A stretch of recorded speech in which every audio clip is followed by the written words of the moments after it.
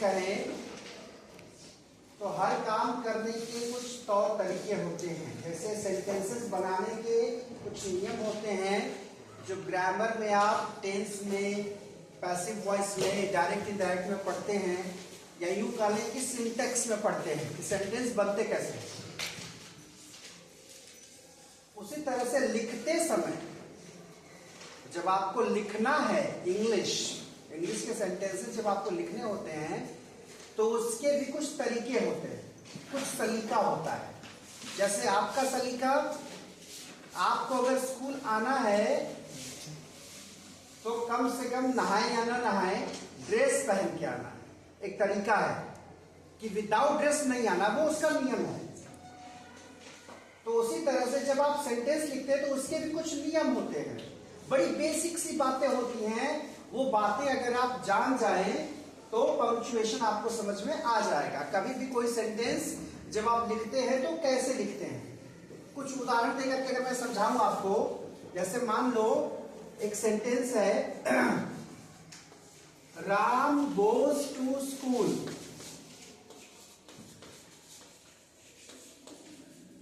एक दूसरा सेंटेंस है, does Ram go to school. Normally ये चीजें हम सीख जाते हैं देख करके, तो कुछ चीजें हम ऑब्जर्व नहीं कर पाते। वही आज से ऑब्जर्व करना सीखना है। वो क्या है? अगर मैं आपसे पूछूं कि इन दोनों सेंटेंस में अंतर क्या है, बताइए। एक एक करके बोलिए। हाँ, क्या बोल रहे हो शुभम?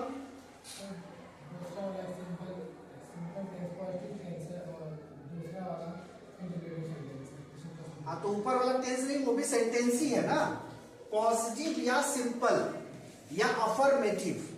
यानी अगर इसकी हम बात करें तो ये अफर्मेटिव सेंटेंस है, सकारात्मक वाक्य है। और ये क्या बताया आपने?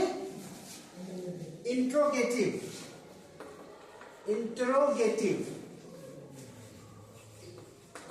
यानी इससे प्रश्न स्पष्ट हो रहा है।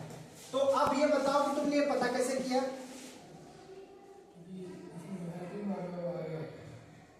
बस अगर आपको हेल्पिंग वर्ब के बारे में जानकारी ना हो तो पता नहीं चलेगा। इसमें आप कह रहे हो कि हेल्पिंग वर्ब यानी डज पहले आ गया, इसलिए ये क्वेश्चन है। क्वेश्चन सिंपल क्या बोलते हैं उसको? इंट्रोगेटिव मार्क बोलते हैं या क्वेश्चन मार्क बोलते हैं। ये क्वेश्चन मार्क है। आपको डज से पहचान हो ना हो, क्वेश्चन मार्क अगर सामने लगा हुआ है तो इसका मतलब ये कोई क्वेश्चन है। हम भले इसका मतलब ना समझते हो, लेकिन एक क्वेश्चन मार्क हमें बता दे रहा है कि ये एक क्वेश्चन है, ये एक इंट्रोगेटिव सेंटेंस है। यहां पर क्या लगा है? फुल स्टॉप लगा है, जिसको हिंदी में पूर्ण विराम बोलते हैं, इसको हिंदी में प्रश्नवाचक चिन्ह बोलते हैं। तो ये चूंकि प्रश्न है, क्वेश्चन है, इसलिए क्वेश्चन मार्क। ये कोई एक सिंपल सेंटेंस है, हमें नहीं पता अफर्मेटिव है कि नेगेटिव है। सिंपल सेंटेंस है, तो यहां पर जो डॉट लगा है जिसको फुल स्टॉप बोलते हैं, पूर्ण विराम। तो फुल स्टॉप बता रहा है कि ऊपर वाला सेंटेंस सिंपल सेंटेंस है और नीचे वाला इंट्रोगेटिव सेंटेंस है। क्लियर है? एक बात समझ में आई? यानी आज से ये हमेशा ख्याल रखना है कि कभी भी जब आप इंग्लिश में सेंटेंस लिखेंगे तो अगर आप उत्तर लिख रहे हैं तो हमेशा उसके अंत में फुल स्टॉप होना चाहिए। क्वेश्चन अगर कहीं अराइज हो रहा है, क्वेश्चन कर रहे हैं, तो हमेशा वहां पर क्वेश्चन मार्क होना चाहिए। ये बात समझ में आई?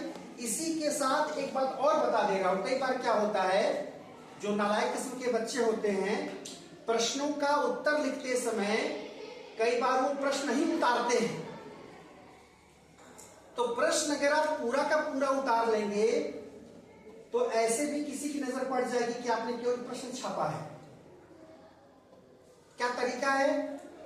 अगर उतारने का मन ही है, कुछ नहीं आ रहा है, उतारने का मन ही है और चाहते हो कि उस उतारने से भी थोड़े नंबर मिल जाए, तो तरीका यह है कि पहली बात क्वेश्चन मार्क मत लगाओ वहां पर।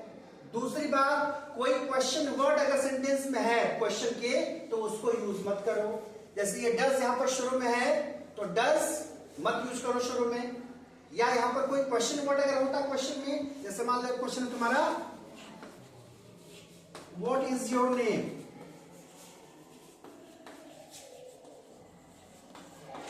सीधे सीधे पता चल रहा है कि ये क्वेश्चन है, क्वेश्चन वर्ड आ गया सामने। अब आंसर में भी अगर उतारना चाहते हो उसको, तो कम से कम इस व्हाट को तो मत उतारो। इसकी समझ आपको है कि नहीं मुझे नहीं पता, लेकिन कम से कम ये तो पता होना चाहिए, what, when, where, how, how much, how many, who, whom, ये सारे जो प्रश्नवाची शब्द हैं कम से कम उनको मत छापो आंसर में। क्लियर है? अच्छा, एक बात तो ये आपने ऑब्जर्व की कि यहां पर क्वेश्चन मार्क है, यहां पर फुल स्टॉप है। दूसरी बात ऑब्जर्व करिए, क्या है, ध्यान दो, दोनों का जो पहला शब्द है वो किससे शुरू हो रहा है? कैपिटल लेटर से। यानी कभी भी अंग्रेजी में सेंटेंस शुरू अगर होगा तो जो पहला शब्द है उसका पहला लेटर, पहले वर्ड का पहला लेटर हमेशा क्या होगा? कैपिटल होगा, यानी बड़ा वाला होगा। क्लियर है? दो बातें सीख लिए, यानी sentence begins with capital letter.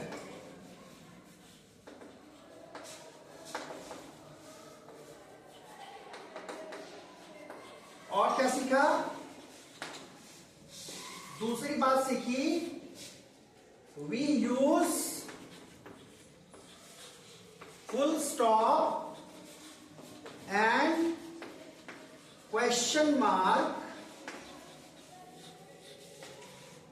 As per need. आवश्यकता के हिसाब से हम फुल स्टॉप और क्वेश्चन मार्क का इस्तेमाल करते हैं। जहां पर सेंस क्वेश्चन का होगा क्वेश्चन मार्क, जहां पर सेंस कंप्लीट सेंटेंस का होगा वहां पर फुल स्टॉप। क्लियर है? और एक बात क्या ऑब्जर्व कर सकते हो, ध्यान दो कि चलो मान लिया शुरुआत में राम आया तो कैपिटल कर दिया, शुरुआत में डज आया तो कैपिटल कर दिया, लेकिन राम तो यहां भी आ रहा है फिर भी कैपिटल है, बाकी कुछ तो कैपिटल नहीं है। नाम है, उसको बोलते हैं प्रॉपर नाउन, ठीक है, या नेम। तो क्या होगा? और एक बात सीख ली हमने कि प्रॉपर नाउन या ब्रैकेट में कर लो नेम, ये जब भी आएगा कहीं भी आए सेंटेंस में तो हमेशा कैपिटल ही होगा। इसीलिए आप लोग जब भी अपना नाम लिखते हैं तो हमेशा कैपिटल लेटर से शुरुआत करते हैं। कुछ बच्चे गलती करते हैं, नाम तो कैपिटल से लिखते हैं लेकिन जो उनका सर नेम है उसमें स्मॉल कर देते हैं। ये गलती तुम बार बार करती हो, तुमको मैंने कई बार टोका है। तो नाम अगर आपका है फर्स्ट नेम, जैसे इसका नाम प्रिया है तो प्रिया का पी कैपिटल होगा, भारती में पी कैपिटल होगा, पी स्मॉल नहीं होगा। क्लियर है? तो नाम जब भी आएगा कैपिटल लेटर से शुरू होगा। इसके अलावा और क्या कैपिटल से होता है? कहीं भी आए, पूरे सेंटेंस में कहीं भी आए, आई, मैं के लिए जो आई का इस्तेमाल होता है वो बीच में आए, शुरू में आए, जहां भी आए हमेशा कैपिटल लेटर से ही होगा। क्लियर है? दूसरी बात, अगर एक स्मॉल जी से होता है गॉड, इसका मतलब होता है देवता, और एक कैपिटल जी से होता है गॉड, इसका मतलब होता है ईश्वर। तो जो कैपिटल जी वाले गॉड हैं ये जहां भी आएंगे सेंटेंस में, चाहे इनके लिए कोई वर्ड अगर आएगा, मतलब उनके लिए अगर हम ही बोलेंगे तो ही जहां भी आएगा कैपिटल होगा, उनके लिए अगर हम हिम का यूज करेंगे जहां भी होगा कैपिटल होगा, हिज का यूज करेंगे जहां भी होगा कैपिटल होगा। यानी ईश्वर की बात करते समय इन कॉन्टेक्स्ट ऑफ गॉड। अब गॉड का मतलब, गॉड का तो जी होगा ही, चाहे गॉड ले लो, चाहे ही ले लो, चाहे हिम ले लो, हिज ले लो। गॉड के सेंस में जब भी ये यूज होगा विल बी ऑलवेज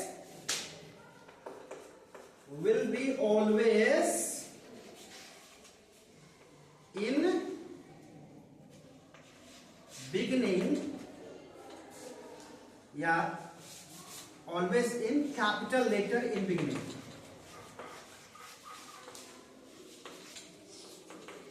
इतनी बात समझ में आई? अब इसका एग्जाम्पल अगर समझना चाहो तो क्या हो सकता है, जैसे मे बी विद यू, ईश्वर तुम्हारे साथ रहें। तो गॉड, G-O-D, गॉड ईश्वर के लिए है, जी बीच में आया वो कैपिटल होगा, ठीक है। या अगर कहे मे ही हेल्प यू, अगर इस तरह से कोई सेंटेंस लिखा है तो समझ जाना कि ही कैपिटल H से लिखा है, इसका मतलब ये कोई साधारण ही नहीं है, ये ईश्वर के लिए प्रयोग किया गया है, अदरवाइज केवल सिंपल स्मॉल h होता। समझ में आई बात? चलिए इसके बाद पहले इसको नोट कर लीजिए। तो है साइन यानी चिन्ह, है ना।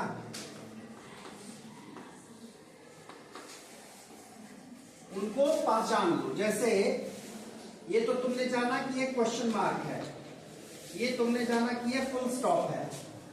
जब ये डबल हो जाता है ऐसे, तो इसको बोलते हैं कॉलन। क्या बोलते हैं? कॉलन। ये क्वेश्चन मार्क, मार्क ज्यादा बेहतर है, साइन वर्ड उतना उचित नहीं है, मार्क ही समझो। और ये तुम्हारा है फुल स्टॉप, ये है तुम्हारा कॉलन, और ये हल्का सा जो होता है क्या, ये कॉमा है। कॉमा हिंदी में, हिंदी में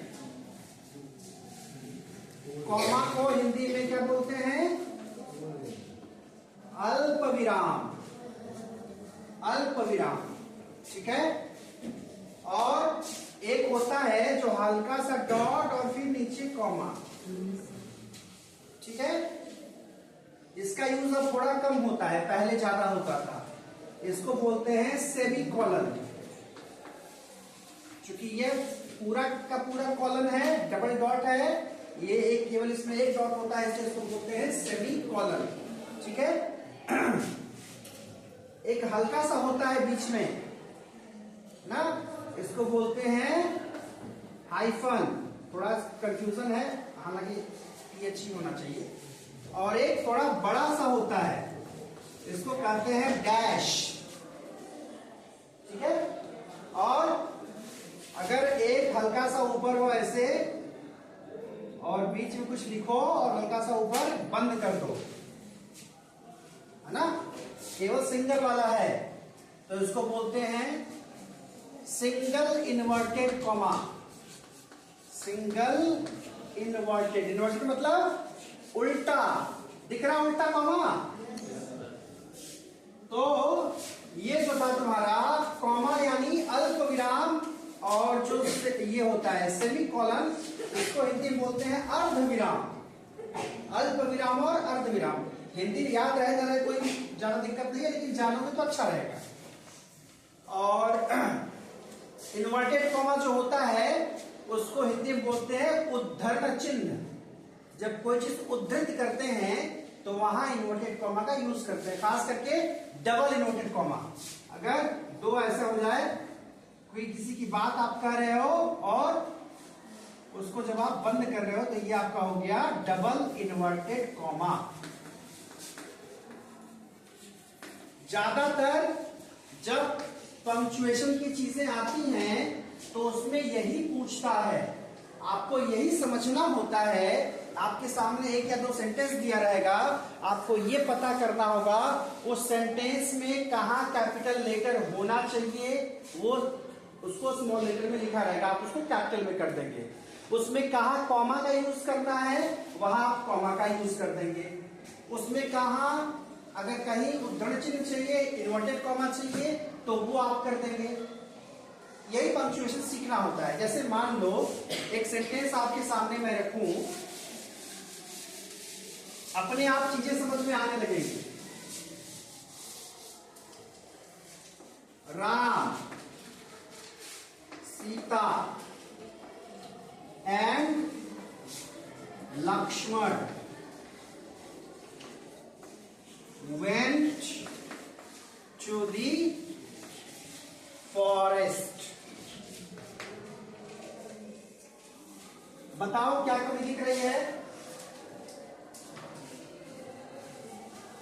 Ram Sita and Lakshman went to the forest. क्या सेंटेंस बिल्कुल सही से लिखा हुआ है? कहीं कुछ कमी दिख रही है? फुल स्टॉप, यानी यहां फुल स्टॉप हमने नहीं किया, फुल स्टॉप कर दे। चलो एक कमी दूर हो गई। और सर वहां पर कॉमा रहेगा, सीता, राम और सीता के बीच में कॉमा। राम और सीता के बीच में कॉमा रहेगा। Ram Sita and Lakshman went to the forest. अब ये कंप्लीट हुआ। अब ऐसा ही क्वेश्चन रहेगा, हो सकता है कहीं ऐसे दे दे,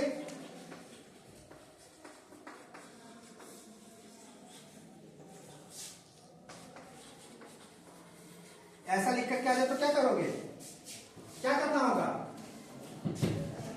राम का आर कैपिटल है लेकिन सीता का एस कैपिटल नहीं है, तो उसको कैपिटल बनाओगे। लक्ष्मण का एल कैपिटल नहीं है तो उसको एल कैपिटल बनाओगे।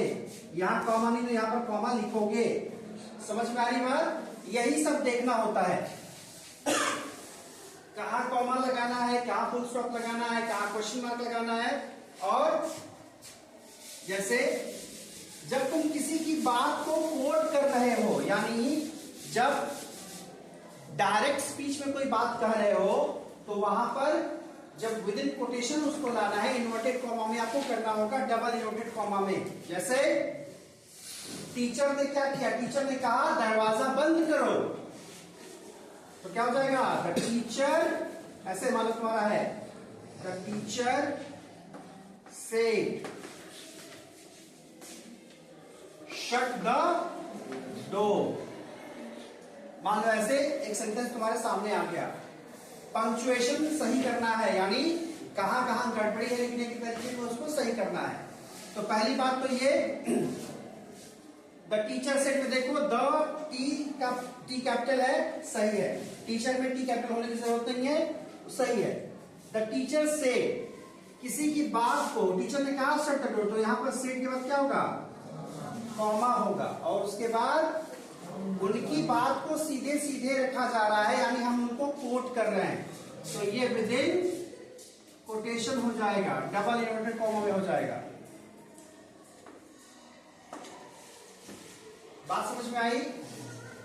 अब यही अगर इसको इनडायरेक्ट में करोगे तो क्या हो जाएगा?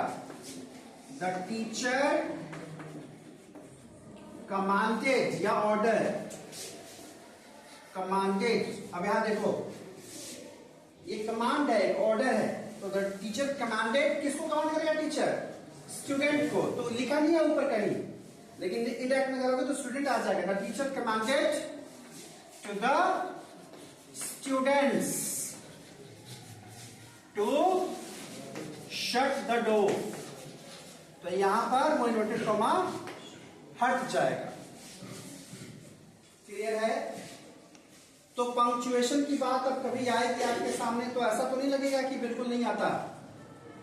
कहां आपको यूज करना है? हाइफन समटाइम्स यूज करते हैं आप, डैश यूज करते हैं, कभी कभी किसी चीज का डेफिनेशन लिखते हो तो यूज करते हो कि नहीं करते हो? किसी चीज का डेफिनेशन लिखते हो, मान लो इंग्लिश में तो जैसे मान लो फ्रीडम का ही है, अगर मान लो फ्रीडम की डेफिनेशन तुमको लिखनी है तो क्या करते हो? फ्रीडम लिख के ऐसे करते हो कि नहीं करते हो? तो ये जानो कि कहां डैश कर रहे हो, कहां हाइफन कर रहे हो।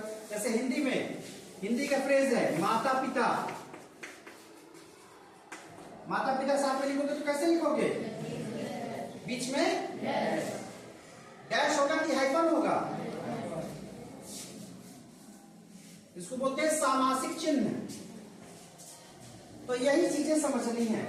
इन सारे चिन्हों से अवगत रहिए, समय समय पर इनका प्रयोग करते रहिए। उत्तर कभी भी लिखते समय क्वेश्चन मार्क का प्रयोग बिल्कुल मत करिए। प्रश्न में कई बार फुल स्टॉप आता है, ऐसा नहीं कि हर प्रश्न में सीधे सीधे नहीं पूछेगा। जैसे प्रश्न आता है, जैसे मान लो क्वेश्चन पूछ दिया, discuss the concept of freedom, यानी फ्रीडम का कॉन्सेप्ट डिस्कस करिए, फुल स्टॉप। क्यों? क्योंकि इसमें कोई प्रश्नवाची शब्द नहीं आया ना, प्रश्न में प्रश्नवाची शब्द नहीं आया। बात समझ में आ रही है? कई बार हिंदी में भी देखा होगा, हिंदी में भी प्रश्न आते हैं। जैसे प्रश्न आएगा फ्रांस की आंदोलन के बारे में बताइए, तो है तो प्रश्न, लेकिन सीधे सीधे कुछ प्रश्नवाची शब्दों का प्रयोग करके नहीं पूछा, तो बताइए के बाद क्या होता है, पूर्ण विराम होता है, तो वो प्रश्न हो सकता है। समझ में आ रही है बात? एग्जाम के पॉइंट ऑफ व्यू से जो प्रश्न बनते हैं, हमेशा प्रश्नों में प्रश्नवाचक चिन्ह होना जरूरी नहीं है। वो तभी होगा जब उसमें प्रश्नवाची शब्द आएंगे, या तो क्या आएगा, क्या से शुरू होगा, या तो कब, कहां, कैसे, कितने, कौन, किसको, इस तरह के शब्द आएंगे। जो पहले मैंने बताया इंग्लिश वाले वर्ड्स अगर आएंगे तो वहां पर सेंटेंस के लास्ट में क्वेश्चन मार्क लगेगा। तो पंक्चुएशन आएगा तो करोगे एग्जाम में, छोड़ दोगे? कोशिश तो कर सकते हो। यानी पूरा का पूरा जो सेंटेंस आपके एग्जाम में आएगा कि इस सेंटेंस को पंक्चुएशन में करिए, तो सबसे पहला काम आपको करना है कि देख लेना है कि कहीं ऐसा तो नहीं कोई जो कैपिटल में लिखना था नहीं लिखा है। तो जो कैपिटल में नहीं लिखा था उसको कैपिटल में लिखिए, बाकी पूरा का पूरा सेंटेंस उतार दोगे अपनी कॉपी में। फिर देखोगे इसमें कहां कौन सा मार्क छूट रहा है, यानी कौन सा चिन्ह छूटा है, कहां कॉमा लगाना बाकी है, कहां इन्वर्टेड कॉमा लगाना बाकी है, कहां फुल स्टॉप है, क्या कहीं क्वेश्चन मार्क लगाना है कि नहीं लगाना है। समझ में आ गई बात? चलिए, पंक्चुएशन क्लियर।